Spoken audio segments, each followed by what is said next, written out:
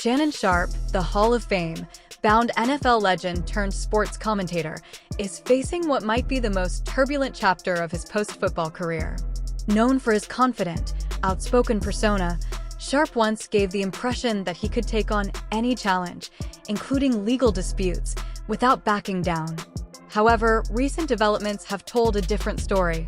Reports surfaced that Sharpe reached a substantial settlement with Gabriela Zuniga, a woman he had previously been linked to, with some outlets estimating the agreement to be worth around $23 million, more than Sharpe reportedly earned during his entire NFL career.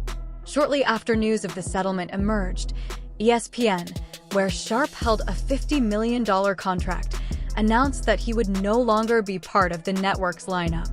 The timing surprised many, including Sharpe himself. He revealed that he learned of ESPN's decision only days before it became public, and he had asked the network to delay the announcement so as not to overshadow his brother's induction into the Pro Football Hall of Fame. Sharpe, who had anticipated returning for NFL training camp coverage, described the moment as disappointing and abrupt. Unfortunately for Sharpe, the settlement with Zuniga is not the only legal matter he is dealing with. Another woman, Jamalita Tillman, has filed a $20 million lawsuit against him, alleging that comments made by Sharpe and a business partner damaged her reputation and career. Tillman's claims center on public remarks following a viral moment she had at a concert, and her case has further fueled the media storm surrounding Sharpe. With two high-profile legal disputes in the public eye, Sharpe's personal life has become as much a topic of discussion as his professional achievements. The situation has drawn strong reactions online. Some critics argue that Sharpe's current troubles are a result of his own decisions, pointing to past public discussions he had about relationships that sparked controversy. Others recall that public figures and fellow entertainers had previously advised him to focus on stability and avoid situations that could compromise his career and personal life. In hindsight, these warnings have become part of the narrative, with social media commentators framing Sharpe's current challenges as a cautionary tale.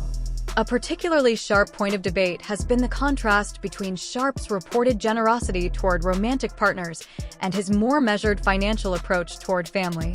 Social media users have recalled stories, whether accurate or exaggerated, about him setting strict budgets for major family occasions while now potentially paying large settlements to others. Supporters counter that high-profile individuals are often targeted with legal claims, and that Sharpe may simply be navigating the kinds of pressures and risks that come with fame. Amid the legal and professional setbacks, Sharpe is reportedly shifting his focus toward his podcast, which industry watchers believe could become his primary source of income in the short term. The move represents a major pivot for Sharpe, who has spent decades building a reputation first as one of the NFL's most talented tight ends and later as a dynamic presence in sports media. Losing his ESPN platform marks a significant change, but it also opens the possibility for him to shape his own narrative through independent media. The unfolding drama has highlighted the precarious balance between personal decisions, public perception, and professional stability. For Sharpe, the intersection of legal disputes, corporate decisions, and constant online commentary has created a perfect storm that threatens to overshadow his career accomplishments.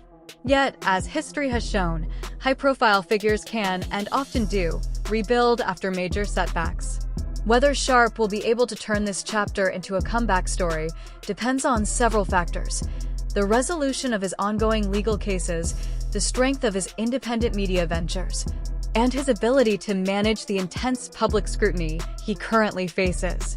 For now, his every move is being closely watched, dissected, and debated in both sports circles and the broader entertainment world.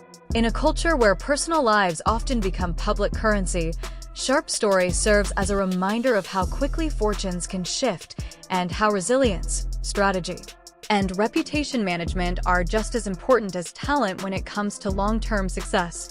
Things took a sharp turn when a former boxing official, speaking off the record, hinted that some medical records in women's boxing are kept hidden for a reason. If those records about Claressa Shields ever came out, true or not, it wouldn't just be about gossip.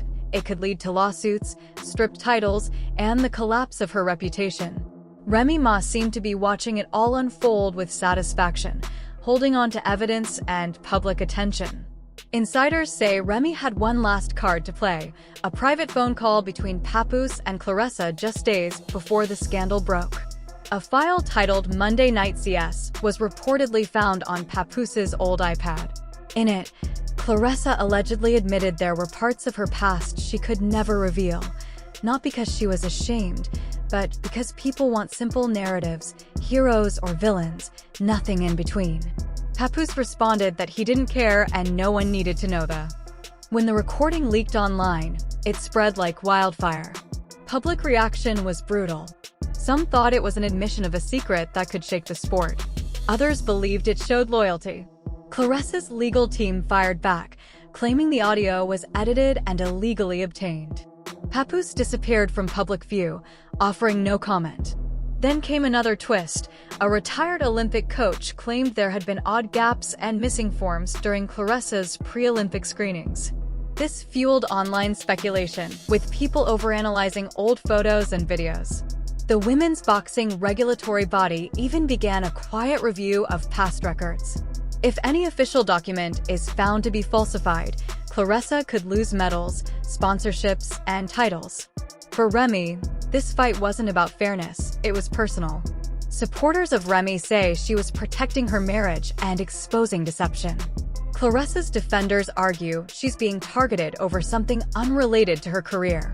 To make things even bigger, rumors surfaced that Netflix was developing a documentary with dramatic reenactments and an interview from someone claiming to know Claressa before her fame. Whether that's true or not, the damage is already done. A marriage in ruins, a champion's name in question, and the internet devouring every scrap of the story. The question now is simple: was Claressa hiding a lie, or just guarding her privacy? Either way, this saga has turned into a battle of reputations, and it doesn't look like it's over yet.